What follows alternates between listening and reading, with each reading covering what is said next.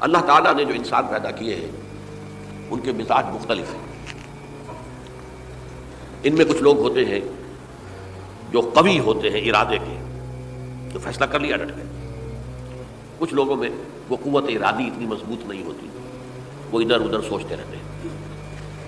کچھ لوگ جسمانی طور پر بہت توانا ہوتے ہیں، کچھ لوگ جسمانی طور پر پیدائشی طور پر کمزور ہوتے ہیں. تو اگر کوئی قوت ارادی کمزور رکھنے والا شخص ہے، وہ بھی تو اللہ کی تخلیق ہے، اللہ کا بندہ ہے، خطاؤں کا ظہور ہو جاتا ہے، توبہ کرتا ہے، پھر کچھ عرصے کے بعد پھر خطا کا ظہور ہو جاتا ہے، پھر توبہ کرتا ہے. تو ہم تو یہ سمجھیں گے کہ ایک حد کے بعد پھر اس کی توبہ قبول نہیں ہونی چاہیے. لیکن حدیث سنیے.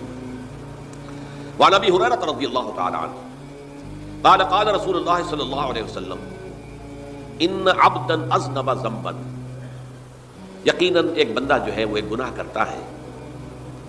فقال، پھر وہ کہتا ہے رب، اے میرے پروردگار، اذنبت فاغفر لی، مجھ سے گناہ ہو گیا ہے، مجھے معاف فرما دے. فقال ربہ، تو پروردگار یہ کہتا ہے اعلم عبدی ان لہ ربا یغفر الذنب ویأخذ بہ، میرا یہ بندہ یہ جانتا ہے کہ اس کا ایک رب ہے جو گناہ معاف بھی کر سکتا ہے اور سزا دے بھی سکتا ہے. کیا معنی ہوئے؟ گناہ اس نے کیا ہے لیکن جانتا ہے اللہ کو کہ وہ معاف بھی فرما سکتا ہے، تبھی تو وہ اللہ سے معافی کی درخواست کر رہا ہے.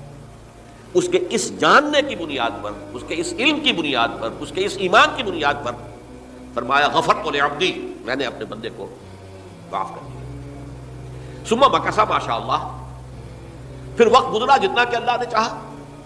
ثم اذنب ذنبا، پھر اس سے گناہ ہو گیا. فقال رب اذنبت ذنبا فاغفر، پھر کہتا ہے پروردگار مجھ سے گناہ ہو گیا، پھر مجھے معاف فرما دے.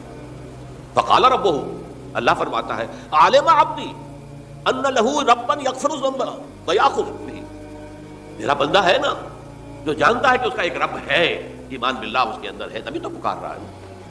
اور یہ بھی جانتا ہے کہ وہ گناہ معاف بھی کر سکتا ہے اور چاہے تو پکڑ بھی سکتا ہے، سزا بھی دے سکتا ہے. تو فرمایا، اللہ تعالیٰ فرماتے ہیں میں نے فرمایا کہ میں نے معاف کر دیا. ثم مکث ما شاء اللہ، پھر ایک عرصہ گزرا اس کے بعد. ثم اذنب ذنبا، پھر اس نے گناہ کیا. قال رب اذنبت ذنبا آخر، اس نے کہا پروردگار میں نے تو پھر ایک اور گناہ کر دیا، فاغفر لی، مجھے بخش دے. فقال اعلم عبدی ان لہ ربا یغفر الذنب ویأخذ بہ، میرا بندہ جانتا ہے نا کہ اس کا ایک رب ہے جسے وہ پکار رہا ہے، اور وہ جانتا ہے کہ اسے اختیار حاصل ہے کہ چاہے تو بخش دے اور چاہے تو پکڑ دے. اس کے اس علم، اس ایمان کی بنیاد پر میں نے اسے معاف کر دیا. ایک اور حدیث، میں نے چونکہ اس گفتگو کے لیے ان احادیث کا تفحص کیا ہے، یہ تو بہت ہیں حدیثیں، میں نے ان میں سے کچھ چنی ہیں. ہمارے بعض واعظ ناصح وہ بھی کسی شخص کو روکتے رہے، برائیوں سے روکتے رہے، نہیں رکتا تو کہیں غصے میں آ کے اللہ تجھے کبھی معاف نہیں کرے گا. یہ کتنا بڑا جرم ہے، اس کا اندازہ کیجیے اس حدیث سے. تو میرے بندے کو میری رحمت سے مایوس کر رہے ہیں، کتنا بڑا جرم ہے اس کا اندازہ کیجیے. یہ مسلم شریف کی روایت ہے عن جندب، حضرت جندب رضی اللہ تعالی عنہ سے، ان رسول اللہ صلی اللہ علیہ وسلم حدث، کہ اللہ کے رسول صلی اللہ علیہ وسلم نے ایک واقعہ بیان کیا. ان رجلا قال، کہ ایک شخص نے یہ کہا واللہ لا یغفر اللہ لفلان، کہ خدا کی قسم اللہ تعالیٰ فلاں شخص کو کبھی معاف نہیں کرے گا. وان اللہ تعالیٰ قال، اس پر اللہ تعالیٰ نے یہ فرمایا من ذا الذی یتعالی علیہ، یہ کون ہے جو میرے اوپر حکومت کرنے والا آ گیا، جو میری طرف سے حکم لگا رہا کہ میں کبھی معاف نہیں کروں گا. من ذا الذی، کون ہے وہ شخص، الذی یتعالی علیہ انی لا اغفر لفلان، کہ میں فلاں شخص کو کبھی معاف نہیں کروں گا. قد غفرت لفلان، اس کو تو میں نے معاف کر دیا. واحبطت عملہ، اس شخص کے تمام اعمال میں نے ضائع کر دیے کہ تم نے میرے بندے کو مایوس کیا. یہ ہے جرم کی انکار. تو توبہ کی دعوت دیتے رہو، توبہ کے لیے لوگوں کو آمادہ کرتے رہو، توبہ جو ہے اس کے لیے ترغیب دیتے رہو. اللہ تعالیٰ معاف فرمانے والا. اب آخری حدیث سنا رہا ہوں، یہ تو بہت ہی عجیب حدیث ہے اور متفق علیہ، یہ بخاری اور مسلم دونوں میں. حضرت ابو سعید الخدری رضی اللہ تعالی عنہ جو ہے وہ اس کے راوی ہیں. حضور نے فرمایا کانا فی من کانا قبلکم رجل قتل 99 نفسا، تم سے پہلے جو امت تھی بنی اسرائیل، گویا کہ ان کا ذکر ہے، اس میں ایک آدمی ایسا تھا جس نے 99 قتل کیے تھے۔ اب آپ اندازہ کیجئے کتنا بڑا گناہ کبیرہ ہے قتل۔ قرآن مجید میں آتا ہے فَكَأَنَّمَا قَتَلَ النَّاسَ جَمِيعًا، اگر ایک انسان کو بھی ناحق قتل کر دیا گیا تو یہ ایسے ہی ہے گویا کہ اس نے پوری نوع انسانی کو قتل کر دیا، اس نے 99 قتل کیے۔ فَهَلْ لَهُ مِن تَوْبَةٍ، پھر اس کے بعد یہ ہوا کہ اس کے اندر توبہ کا جذبہ پیدا ہوا۔ فَسَأَلَ عَنْ أَعْلَمِ أَهْلِ الْأَرْضِ، تو اس نے پھر سوال کیا، لوگوں سے پوچھا کہ زمین میں رہنے والوں میں کون سب سے بڑا عالم ہے۔ وَدُلَّ عَلَىٰ رَاهِبٍ، تو اسے بتایا گیا فلاں راہب فلاں جگہ پر ہے، وہ بہت نیک ہے، بڑا عالم ہے۔ فَأَتَاهُ، وہ اس کے پاس آیا، فَقَالَ أَنَّهُ قَتَلَ 99 نَفْسًا فَهَلْ لَهُ مِن تَوْبَةٍ، انہوں نے کہا دیکھیے راہب صاحب میں نے 99 انسان قتل کیے، اب مجھے یہ بتائیے کہ میرے لیے توبہ کا کوئی امکان ہے؟ فقال لا، انہوں نے کہا نہیں۔ فقتلہ، اس نے اس کو بھی قتل کر دیا۔ فکمل بہ 100، اپنی سینچری مکمل کر لی، مطلب 99 کے بعد ایک کی کسر تھی، اس کو بھی قتل کیا، 100 پورے کر لیا۔ ثم سأل عن عالم اہل الارض، پھر اس نے پوچھا کوئی اور کوئی بڑے عالم انسان ہو۔ فدل علی رجل عالم، پھر اس کی رہنمائی کی گئی ایک بڑے عالم شخص کی طرف۔ فقال انہ قتل 100 نفس، تو اس نے وہاں جا کر کہا کہ میں 100 انسان ہلاک کر چکا ہوں، قتل کر چکا ہوں۔ فہل لہ من توبہ، میرے لیے توبہ کا کوئی امکان ہے؟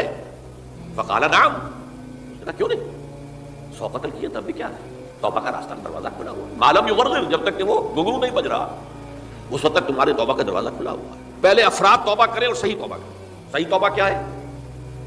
ہماری زندگیوں میں کوئی حرام شے ہے فوراً نکال باہر، ہماری معاشرت میں اور اس معاشرے میں رہتے ہوئے جو قانون ہے جس کے ہم پابند ہیں، ہم کسی زانی کو رجم نہیں کر سکتے، ناممکن ہے، یہ تو قانون ہی بنے گا تب ہوگا۔ ہم کسی چور کا ہاتھ نہیں کاٹ سکتے، تو قانون بنے گا تو ہوگا۔ تو ہم جن چیزوں پر عمل نہیں کر سکتے قانوناً، ان کے علاوہ باقی پوری شریعت جس پر عمل کیا جا سکتا اس پر عمل پیرا ہوگا۔ سود میں بند نہیں کر سکتا، بینکوں کو میں آگ نہیں لگا سکتا، اور بینکوں کو آگ لگا دیں گے تبھی سود تو ختم نہیں ہوگا، لیکن یہ تو کر سکتا ہوں نا کہ براہ راست سود میں ملوث نہ ہوں، سود پر قرضہ لے کر اپنا کاروبار نہ چمکاؤں نہ بڑھاؤں، سود پر قرضہ لے کر اپنے مکان نہ اونچا کروں، یہ تو کر سکتا ہوں۔ تو کم سے کم جو ڈائریکٹ کسی نے قانون نہیں بنایا کہ لازم ہے آپ پر کہ آپ سودی قرضہ لیں اور اپنی بلڈنگ عالی شان بنا لیں، کسی نے نہیں کی۔ یہ اگر کر رہے ہیں تو آپ مجرم ہیں۔ آپ کے معاشرے میں کوئی قانون نہیں بنا کہ پردہ ختم، برقع حرام، یہ ترکی میں تو کر دیا گیا تھا، برقع حرام، وہاں تو سر کو اوپر جو ہے ڈھانپنا جو ہے، سکارف لینا بھی ممنوع ہے، یہاں تو نہیں ہے۔ پھر یہاں جنہوں نے چھوڑا ہے مجرم خود ہے۔ یہاں تو اللہ کا شکر ہے کوئی ایسا مصطفیٰ کمال پیدا آج تک نہیں ہوا ہے کہ جس نے ان چیزوں کا حکم دیا۔ ہاں ترغیب ہے، ذرائع ابلاغ کے ذریعے سے، فحاشی ہے، عریانی ہے، لیکن چوز آپ خود کرتے ہیں، فیصلے کا اختیار آپ کا اپنا ہے۔ تو جن چیزوں کے اندر بھی گناہ سے بچنے کا امکان ہے اس کو عملاً ترک کیا جائے، اور نمبر 2 عزم مصمم کر لیا جائے کہ اللہ اب بقیہ زندگی جتنی بھی ہے اس میں اپنی توانائیاں، اپنی قوتیں، اپنی صلاحیتیں صرف کروں گا تیرے دین کی تبلیغ اور تیرے دین کے قائم کرنے کی جدوجہد۔ عزم مصمم، یہ سلطنت خدا داد پاکستان، اور اللہ ہے خاص ہے خاصان رسول، وقت دعا ہے، امت میں تیری آ کیا جب وقت پڑا ہے۔ میں اپنے احساسات جو ہیں آپ کے سامنے الفاظ میں بیان نہیں کر سکتا۔ یہ جب یروشلم کی تباہی ہوئی تھی جس کا میں نے ذکر کیا ہے، 6 لاکھ انسان قتل ہوئے تھے، اور 6 لاکھ کو نبوکدنضر جو تھا وہ ہانک کر بھیڑوں بکریوں کی طرح بیبیلونیا لے گیا تھا۔ اس سے پہلے کتنے ہی نبی اہل کتاب کے وہ کہتے رہے تھے کہ ہوش کرو، توبہ کر لو، بلکہ ایک جگہ کے الفاظ یہ ہیں درخت کی جڑ پر کلہاڑا رکھا جا چکا ہے، اب بھی ہوش میں آ جاؤ، ہوش میں نہیں آئے۔ دنیا پرستی جو بھی ان کے نفس پرستی جو بھی ان کے اوپر مسلط ہو چکی تھی، اس نے انہیں توبہ نہیں کرنے دی، تباہی و بربادی ہو گئی۔